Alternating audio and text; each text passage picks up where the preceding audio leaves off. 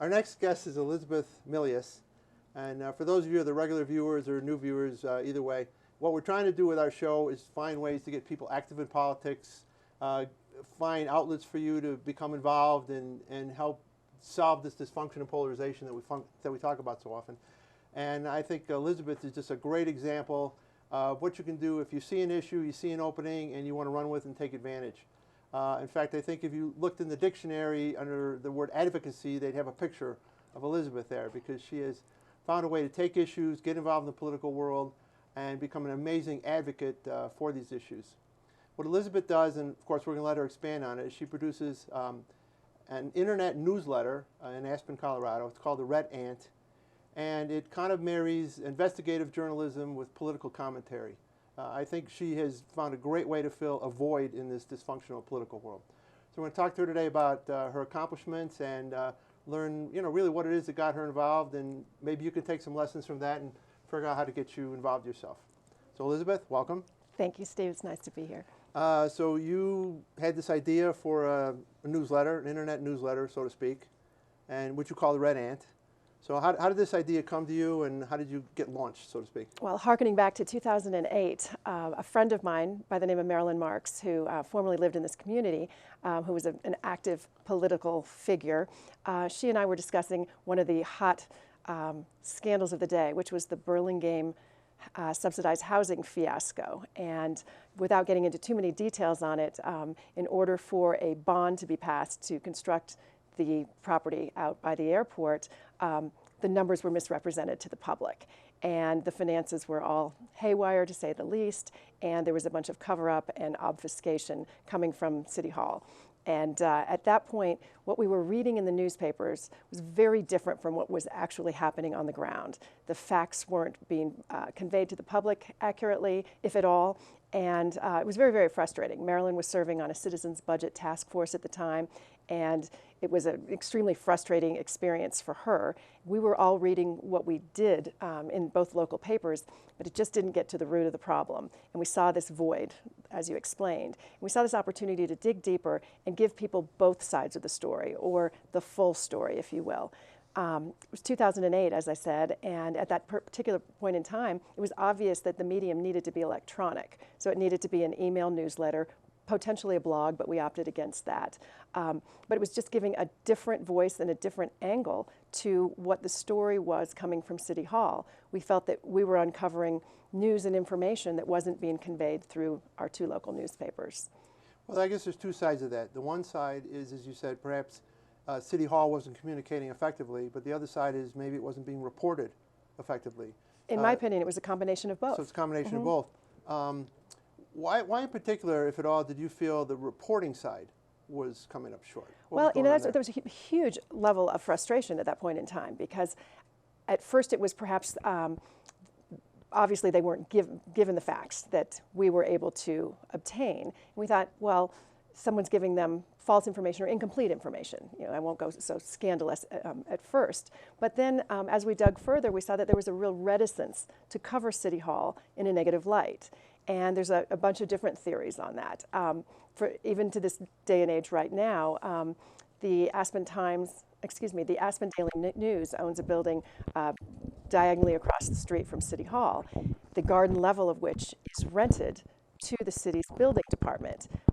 Checking out the lease on that, we saw that they had leased it at a per square footage premium. So it was very lucrative for the Daily News to have the city as a tenant in its building, which in my mind created just maybe a background of a little bit of conflict there. But I don't really think it's as nefarious as that per se, but I think that it's a cozy small town. So we should have separation of church and state, perhaps separation of fourth estate than state, something like that. So I don't think as regulatory as that, but from the standpoint of it being a small town and everyone is friends, and the editors, the writers, the reporters of both newspapers, everyone's cozy with City Hall. Having the City Hall beat is kind of a grind. You're in there for these laborious and oftentimes just mind-numbing council meetings and work sessions. It's tedious work, and I think that sometimes it's just often easier to put out what the city feeds you. Well, on the other side, and I guess this is a pet peeve of mine, we live in this world now, fast news, soundbite news. The world of news is competing all the time, and some sensationalism, so to speak. And the stories don't get the kind of depth that maybe people need. Was that another concern of yours, that the depth just wasn't there? Well, I think so. I think on a day-to-day basis, the reading public doesn't want a whole heck of a lot of depth on local government. But when there are problems, and I look back at Burlingame, for example, which got us started, and there have been several other things to this point in time, which I'm sure we'll get to. When there are problems, I guess like the parking scandal, the hydro plant, things that have been high profile and controversial enough, I would rather expect that the media would do a deep dive into it and really, really look into the wheres and whys and hows and what's the story behind the story that's being fed from City Hall. And that just wasn't happening. And so it really, it opened up an even wider niche for us to just follow on into. And it wasn't just, we started with the Burlingame story, but we knew that there was a lot more. So you knew there was an issue, and you wanted to get some more facts out, and you figured out the best way to do that was to create this newsletter, this electronic, internet-based function. How did you go about getting started? How did you start communicating? Because I know with the television show and my website, it's really one thing to have a great idea, but it's another thing to connect that great idea to the people who you want to message with. Well, we both had local email lists of friends, and both of Marilyn was more civically involved than I was because I was new to town. But through some interesting conversations we had with people who were in possession of specific lists, nonprofits and whatnot, people were great supporters of what we were angling to do. People were frustrated and were interested in what we had to say, and on very anonymous bases, provided us with some proprietary email lists. And we realized we had quite a strong local mailing list to begin with. And once we started sending it out, we asked people to forward it, and it kind of it caught on. Then it catches on. It catches on, yeah. And now you have, what, a couple thousand 2,000, people? yeah. That's amazing. Knock wood. Knock wood. I get about a 50% open rate on every issue that I send out. That is truly amazing, 50% Well, open rate. It's local. My mother doesn't open half the stuff I send. It's local and it's timely. It's also, which behooves me, it's, I only write it about every 3 weeks to 1 month. And so I summarize a lot. I follow a lot of storylines. I follow a lot of threads, but I don't inundate people's email inboxes. So people, by this point in time, 5, 6 years in, recognize the stories that I'm covering. I also get a lot of emails in the interim period where people say, oh, did you catch this? And so I'm always working on the stories, but what I don't want to do is have something in somebody's email box, like, you know, a catalog would do. Sure. And I think you decided to not go the Facebook route. No, that's not my thing. Okay. So what's Red Ant? What does Red Ant mean, and how did you come to Red Ant? We had the lists, we had the stories, we knew exactly what we were going to do. We used to meet at what's now Peaches. It was called Zelle at the time. And when somebody showed up with a disc, which was a list that we particularly wanted of email addresses, it was the marker that it was time to roll with this thing. And I don't know where it came from because I've never been to this kind of camp before, but I said, oh my gosh, this is the best time I've had since putting red ants in the boys' tent at camp. Okay. Except I'd never been to that kind of camp, so it came from Lord knows where. Right. And a third friend of ours who was sitting at the table encouraging us to do this said, there's your name, the Red Ant. And at that point we got a yellow pad of paper just like you did right there. And we said rant and hard to get rid of, and we just had a lot of fun with it, and it was certainly memorable, and that was what we wanted it to be. Before the show we were talking, I said I looked up red ants, and it said they're not only annoying, but they can be dangerous. So I assume you intended to be a bit annoying. I mean, you wanted to shake things up. Well, annoying, and it depends who you ask. It would be annoying to those who had previously gotten a free pass, but it would be absolutely informative and kind of refreshing, I would think, to those who realized that they weren't getting the full story. How much of the blame here do you put on, let's say, the citizens? Because we talk about dysfunction, polarization. One thing I'm always harping on is people don't vote. Oh, that makes me crazy. And the question is, why don't they vote? Well, at the same time, if the average citizen is letting the newspaper or letting their government give them insufficient information or just half the story, and they're tolerating that, isn't that kind of their fault? In a sense, but I think a lot of people are just, they're busy with their lives and they're fundamentally naive in that respect. They don't realize, so many people believe that what they read in the newspaper is the news. They don't realize that it's an interpretation of the news. And I think it's just busy lives, busy times. And I also think that journalism has changed over time. And people always say, well, I read this in the Red Ant, but is it true I didn't read it in the paper? And that's one of my most frustrating questions, because I'm coming forth saying what you're reading in the paper isn't the full story. Right. So you've taken journalism kind of to a new level here, political commentary, and you call it Aspen style. What does the Aspen style part of it mean? I think just when you look at the subject matter, if you were to back up 10, 15,000 feet and you look at the topics that I write about, sometimes I just scratch my head and say, you just can't make this stuff up.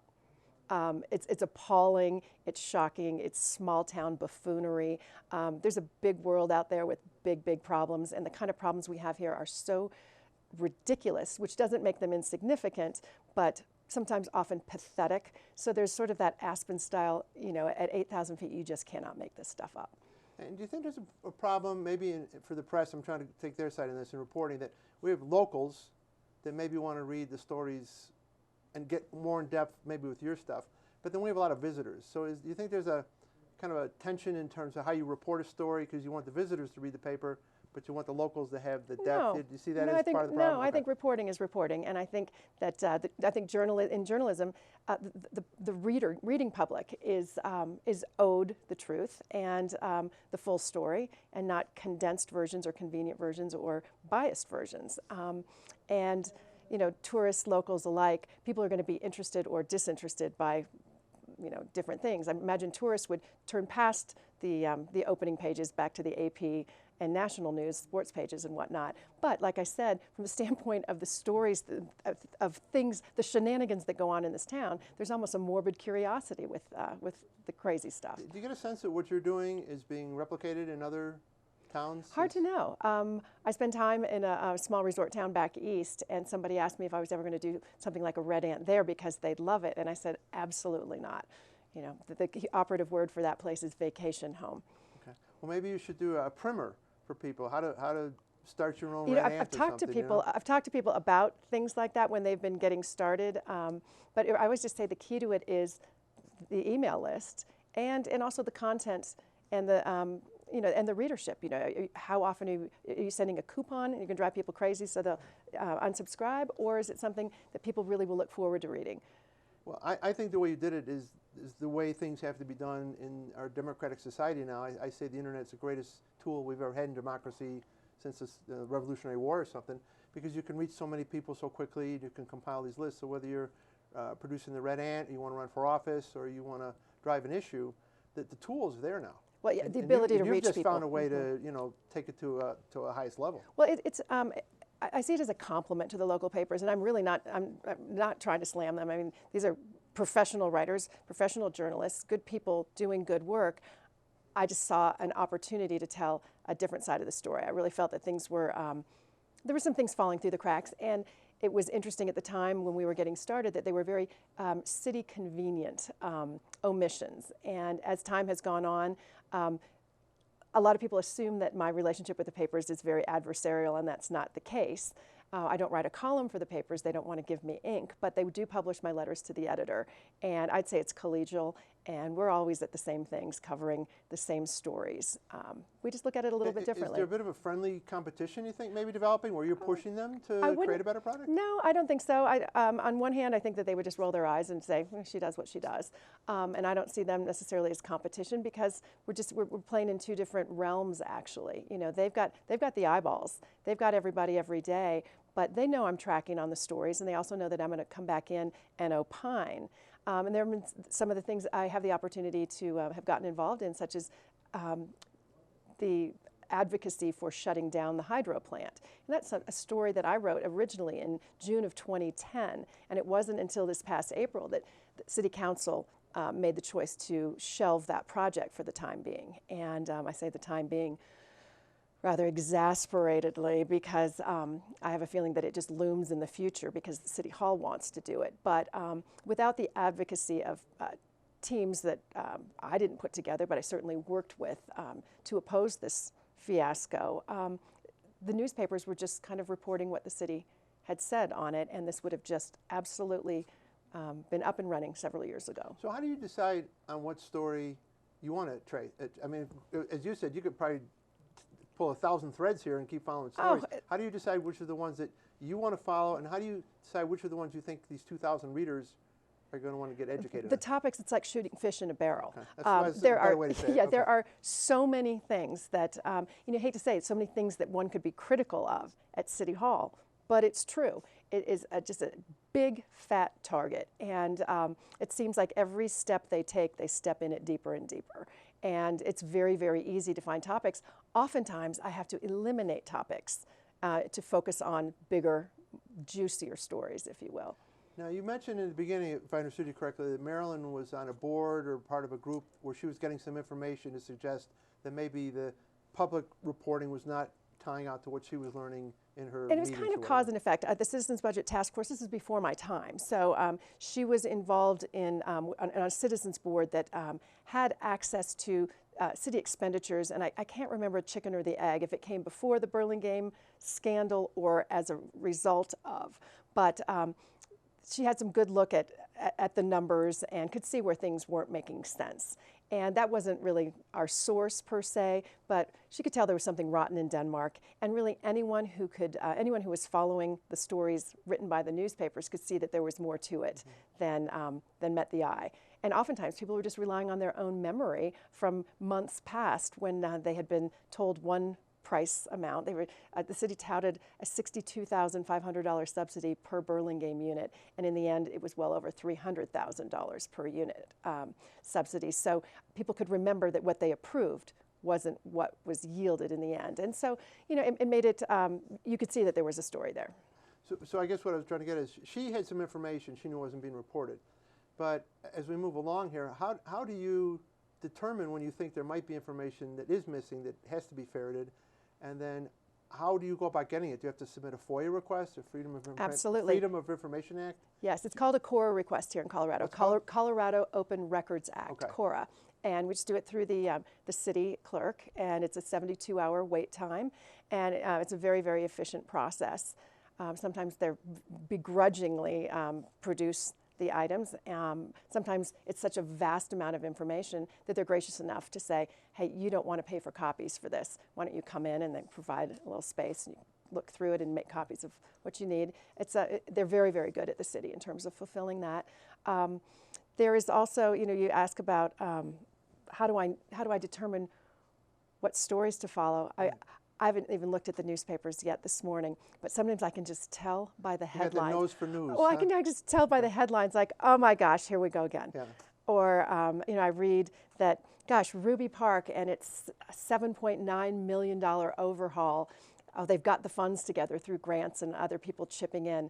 I just say to myself, this is going to be It's fine. not happening, right? No, they did it without public process, so it's happening. But I look at it. I meant that it's not going to work out the way they're telling the story. Yeah, or boy, that's the story, and it may have the facts, but boy, is that a pathetic story. And there's been no public process. And do we really need 28 buses parked along Durant Avenue at Wagner Park? And do we really need a snowmelt system? It's the biggest. Basically, I see a lot of hypocrisy in decisions by the city, and so that's just an easy target. So when you pick your topics, and I've been told you do an amazing job of your journalism. You get the facts out, you report them as fairly as you can do, which everybody has their own idea of fairness in reporting. How do you decide if you've been successful? How do you decide if an issue you've picked and reported on ultimately ends up perhaps being swayed by you, or the result gets to a place that you think it should have gotten to? It's interesting metrics because there aren't any. I've had some successes with efforts that I've either put underway or things that I've advocated for based on how things have turned out at the polls or decisions that council has made, reversals of decisions. Advocacy is an interesting thing to measure. There's not a finish line, and a lot of it is feedback that I get from people. Awareness is a key component of that. Again, not measurable, but from my standpoint, I always like to inform people and create a healthy skepticism of government. Trust but verify. And I think as more people learn, they're reading the newspapers every day, and if they read the Red Ant on every third or fourth or fifth week, and it ties everything back together and says, hey, I'm correcting the facts. I'm adding some facts to what was given before, and I'm going to opine on it. So I'll interpret from my perspective what's really going on. It's sort of an interesting mix for people, sort of not really cliff notes, because I do get into some detail, but it sort of brings it all together. So as you've defined that success, do you have some examples of things you're proud of, more than just Burlingame, where you've done a great job of Burlingame was a reporting? disaster, but we started reporting based on that. And what was the outcome on that? Drive out and see Still it. going on, okay. They're building phases 2 and 3. You know, they're building away. But did you help get the costs in line, do you think? Or oh, you no, just no, got no. the We didn't story find out about it until long late. after the costs were what they were. And, you know, a budget was written, the original city budget apparently, allegedly had been written like on a napkin. I mean, it was just one of those things where City Hall, with its huge buckets of money, when people aren't watching, they'll do what they're going to do. So, So how about an issue where maybe you got in early enough to... Oh, the hydro plant is probably my favorite one. You know, this... So for the viewers, give a little bit of a background on what the hydro plant is. The hydro plant was, I guess, in 2007 there was a ballot measure for a $5.5 million bond to fund a hydroelectric plant on Castle Creek River. Okay. Now, in Aspen's history, we'd had hydroelectric power on that river, but it was decommissioned in the late 50s, 1958 or 59. And so this was the kind of new green solution for homegrown energy here in Aspen. And in 2007, you know, obviously with the whole renewable energy push, and Aspen is a leader in renewable energy solutions and issues, it seemed like a very good thing for the community to do, especially if the city put this on the ballot, asked for $5.5 million, really no discussion, no public process. Green is good, and it passed overwhelmingly in an off-year election, which just doesn't matter, it passed. A win is a win. And as they got going and the costs started escalating and the construction started over there by the river, citizens started to get concerned about the scope of the project. And basically, different groups came together who were opposing what was going on. Environmentalists, neighbors, fiscal hawks. When everyone from those, just even those three sides of a table sit down and are on the same side, you've got an interesting conversation. And so in 2010, I wrote the first radiant on the riparian habitat that's over there, the history of hydroelectric power in Aspen, the finances of this particular project with really the projections and the realities that this thing would only operate about 4 months of the year, and the costs were never going to come in at $5.5 million. Now, moving ahead to 2014, it's been a fight all along, and the city has subsequently shelved the project. They're about $10 million into the project, and there's still a great public outcry to continue it. In fact, the city, upon winning the election for the hydro plant in 2007, commissioned a custom turbine. It cost about $1.7 million. And they stored it up in the Northwest where it was forged for a number of years. It's now somewhere in an undisclosed location here in Aspen. But the fact that they haven't sold it or melted it for scrap means that they're still hoping to do this. So it's an ongoing battle despite the fact that it's on ice right now. Interesting. Those are successes, and you've obviously Well, had that's just many. one big one. I've got a list. Do you have were you considered maybe a failure, where you just didn't do the job you wanted to do, or you didn't? I got a sheet here. I got a list a mile long of failures, but you know, you got to lose a few before you celebrate the victories. Well, what have you learned then from your failure? What does that cause you to do better? How have you done your advocacy better? Oh, just keep on keeping on. You're not going to win them all, and I feel as though, you know, going after something from a certain perspective, if it doesn't go my way, well, you know, that's that. Move on, find the next thing, because not everything's going to go the way I see it going.